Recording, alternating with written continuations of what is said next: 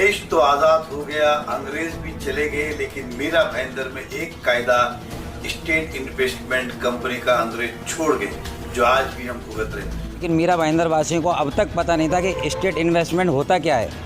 अंग्रेज चले गए पर लगान छोड़ गए। आज़ादी के 75 साल बाद भी मीरा भाईंदर में वसूला जा रहा है अंग्रेजों का लगाया हुआ टैक्स। बता दें कि मीरा भाईंदर में एक बार फिर अंग्रेजों के टैक्स को हटाने की गूंज उठने लगी है। शहर के सभी नेता एक सुर में स्टेट इन्वेस्टमेंट के एनओसी के नाम पर हो रही लूट के खिलाफ लामबंद होकर इसे हटाने की मांग कर रहे हैं। जो शेतकरी बिल्डिंग बनवतो आपल्या जागेवरती, त्यावेळी त्याला पर स्क्वेअर फीट अप्रॉक्सिमेटली 400 ते 500 रुपये द्यावे लागतात आणि ज्या बिल्डिंग 50-60 वर्षापासून जुन्या आहेत, त्या मोडके झालेल्या आहेत, त्या बिल्डिंग डेव्हलप करण्याकरता सुद्धा ज्यावेळी ती सोसायटी जाते, त्या सोसायटीला पण तो लगान द्यावा लागतो। अप्रॉक्सिमेटली 150 ते 200 रुपये पर स्क्वेअर फीट ही सोसायटी त्या कंपनीला देते आणि हे टोटली चुकीचं आहे। या विरोधात मीरा भाईंदरची जनता न्यायालयात पण गेली होती, पण न्यायालयात पण त्यांना दाद भेटली नाही। विधानसभेच्या अधिवेशनामध्ये अनेक वेळा आमदारांनी सुद्धा हा मुद्दा उचलून धरला होता, पण तिथेही सरकार हातबल झालं। कदाचित असं वाटतं की बाबा कोर्टाच्या पुढे म्हणजे कोर्टाला मॅनेज करून ह्या कंपनीने पुन्हा हे रिइन्स्टेट केलं आणि आजही तो लगान द्यावा लागतो।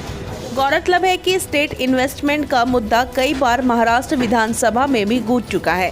राजस्व मंत्री राधाकृष्णा विखे पाटिल ने इसकी जांच के आदेश भी दे चुके हैं। हाल ही में सदन में यह मुद्दा कांग्रेस प्रदेश अध्यक्ष नाना पटोले ने भी उठाया था। यह मामला आज़ादी के पहले का है।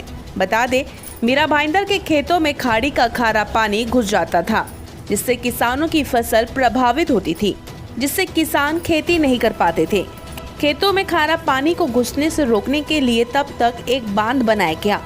बांध बनाने के बाद 1945 में तत्कालीन अंग्रेजी सरकार ने रामचंद्र लक्ष्मण नामक व्यक्ति को 999 साल के लिए उक्त बांध के एवज में फसल की उपज का 1/3 हिस्सा कर के रूप में वसूलने का अधिकार दे दिया था। आज़ादी के बाद कई मालिकाना हक से होते हुए यह अधिकार स्टेट इन्वेस्टमेंट नामक कंपनी के पास आ गया। आज तक यह कंपनी एनओसी के नाम पर लगान वसूल रही है। हालात ये है कि मीरा भाईंदर में लगभग 90% जमीनों पर स्टेट इन्वेस्टमेंट की एनओसी के बिना कोई काम नहीं किया जा सकता। इस मामले को उठाने वाले शिवसेना नेता विक्रम प्रताप सिंह कहते हैं कि मीरा भाईंदर में किसी भी खाली जमीन, पुनर्निर्माण इत्यादि का काम बिना स्टेट इन्वेस्टमेंट के एनओसी के नहीं हो सकता। एनओसी देने के लिए कंपनी 250 रुपये से लेकर 500 रुपये प्रति वर्ग फीट की वसूली करती है। राजस्व मंत्री ने भी इस मामले की जांच के आदेश दिए हैं। इसके लिए कानून बनाने की आवश्यकता है। तो वहीं पूर्व विधायक नरेंद्र मेहता ने इस मामले में स्थानिक जनप्रतिनिधियों पर अनदेखी का आरोप लगाया है। उन्होंने कहा है कि उनके कार्यालय में इस अंग्रेजी टैक्स को हटाने की पहल शुरू हो गई थी, लेकिन विगत 5 साल से यह मामला न्यायालय में अटका हुआ है। इस मामले की सुनवाई में तेजी लाई जाने की जरूरत है। दोस्तों, 2 दिन से मैं देख रहा हूँ टीवी के अंदर स्टेट इन्वेस्टमेंट को लेके अलग अलग बातें हो रही है, न्यूज के माध्यम से, नेताओं के माध्यम से। कोई कह रहा है कि हम इसके अंदर कमेटी बनाएंगे, कोई कह रहा है कि आंदोलन करेंगे, कोई कह रहा है कि हम सरकार से बात करेंगे, कोई कह रहा है कि हम कोर्ट जाएंगे।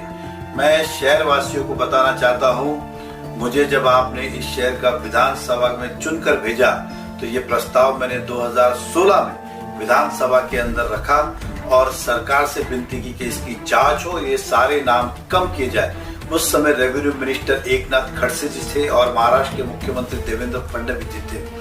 सदन के अंदर कमीशन बनाने का निर्णय हुआ और मप्पलवार जी जो उस समय कोकन कमिश्नर थे, उनको नियुक्त किया गया और उन्होंने पूरी प्रक्रिया की जांच की और सरकार को एक हवाल दिया और अपना निर्णय भी दिया कि स्टेट इन्वेस्टमेंट का किसी भी प्रॉपर्टी से कोई लेना देना नहीं है। इन सभी 7/12 से उनका नाम निकाला जाए, सभी प्रॉपर्टी से उनका नाम कम किया जाए। लेकिन हमारा बैड लक ये रहा, हमारी बदनसीबी ये रही कि बिल्डर जो था, या जो हम कहते हैं स्टेट इन्वेस्टमेंट कंपनी वाले जो थे, ये कोर्ट में गए और कोर्ट से इनको राहत मिली, यानी कि स्टे ऑर्डर मिला। हालांकि कोर्ट ने रद्द नहीं किया सरकार का, और सरकार ने कहा है कि स्टेट इन्वेस्टमेंट लगता नहीं, कोर्ट ने स्टे दिया है उन्हें। लेकिन उसके बाद मेरी सरकार भी चली गई, मैं भी नहीं रहा, इसलिए वो काम अधूरा रह गया।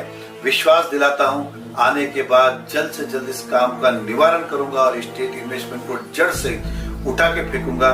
तो ये किसी भी का जाने की आवश्यकता नहीं, ये कोर्ट में प्रलंबित है। मैं नेताओं से कहना चाहूंगा कि सरकार से बात करें और इसके अंदर अग्रणी भूमिका ले, कोर्ट के अंदर एप्लीकेशन करके जल्द से जल्द मुकदमा चलाया जाए और स्टेट इन्वेस्टमेंट को खत्म किया जाए। इस दिशा में काम करें, क्योंकि मैंने 90% तो काम कर दिया, 10% बाकी है। तो ये काम जल्दी करेंगे ऐसा विश्वास दिला था, उम्मीद दिला।